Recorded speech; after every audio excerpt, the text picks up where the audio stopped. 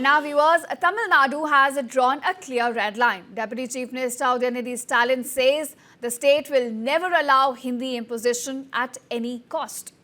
Speaking at the birth centenary of Tamil cultural icon Isai Murasu Nagore EM Hanifa in Nagore, Udayanithi accused the centre of arm twisting Tamil Nadu through the national education policy.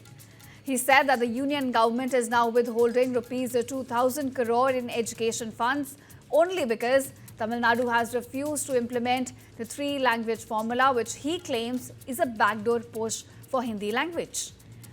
Now, Udayanithi was blunt, saying, and I quote him here, "Even rupees 10,000 crore will not make us accept Hindi." Reiterating Tamil Nadu's long-standing stand, he said that the state will stick to the two-language policy and protect Tamil identity and linguistic rights.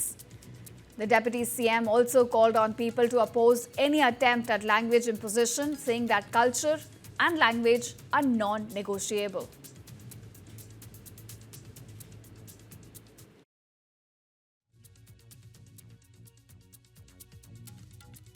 இதையெல்லாம் பொறுத்துக்க முடியாத சில பேர் தான் இன்னைக்கு தமிழ்நாட்டுக்கு நம்முடைய மாநிலத்திற்கு ஏதாவது ஒரு தொந்தரவு கொடுக்கணும்னு பல்வேறு முயற்சிகளில் ஈடுபட்டு வந்துட்டு இருக்கிறாங்க. மீண்டும் இந்தி திணிப்பை தமிழ்நாட்டுக்குள்ள திணிக்க பார்க்குறாங்க. புதிய கல்விக் கொள்கைன்னு ஒன்று கொண்டு வராங்க. மீண்டும் நம்ம மேல இந்தியை திணிக்க பார்க்குறாங்க. வழக்கத்திலே இல்லாத யாருமே பேசாத சமஸ்கிருதத்தை நாம கத்துக்கணும்னு நம்மளை திணிக்கிறாங்க. குலக்கல்வி திட்டத்தை மீண்டும் தமிழ்நாடு மேல திணிக்க பார்க்கறாங்க. டீலிமிட்டேஷன் சொல்லி நம்ம மாநிலத்துடைய உரிமைகளை குறைக்க பார்க்கறாங்க. எஸ்ஐஆர்னு ஒரு திட்டத்தை கொண்டு வந்தாங்க.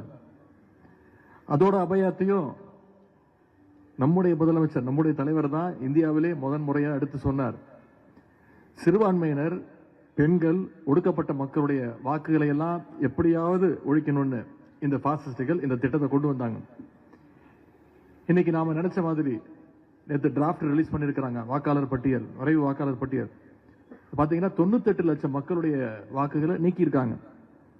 குறிப்பா சென்னை மாவட்டத்தில் மட்டும் 14 லட்சம் வாக்குகள் நீக்கப்பட்டிருக்கு. நான் உங்ககிட்ட இந்த கிறிஸ்துமஸ் தினத்தில் இந்த சிறப்பான நிகழ்ச்சியில் உங்க அனைவருக்கிட்ட வைக்கக்கூடிய ஒரே வேண்டுகோள், இங்க வந்திருக்கக்கூடிய நீங்கள் ஒவ்வொருவரும் உங்களுடைய வாக்குகள் இருக்கான்னு நீங்கள் உறுதி செய்ய வேண்டும் நான் கேட்டுக்கொள்கின்றேன். அது நம்முடைய கடமை. அதனுடைய கடமை மட்டும் கிடையாது, அதனுடைய உரிமை. அப்படி உங்களுடைய வாக்குகள் இல்லைன்னா கழகத்துடைய BLA 2க்களை சந்திச்சு ஃபார்ம் 6 கொடுத்து மறுபடியும் விண்ணப்பம் கொடுங்க. விண்ணப்பம் செஞ்சாக வேண்டும். வருகின்ற ஜனவரி 18ஆம் தேதி வரைக்கும் நமக்கு டைம் இருக்கு.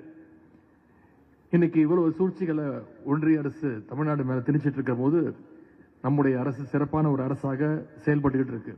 குறிப்பா சிறுபான்மையினர் நலனுக்காக பல்வேறு திட்டங்களை நம்முடைய அரசு செஞ்சிருக்கு.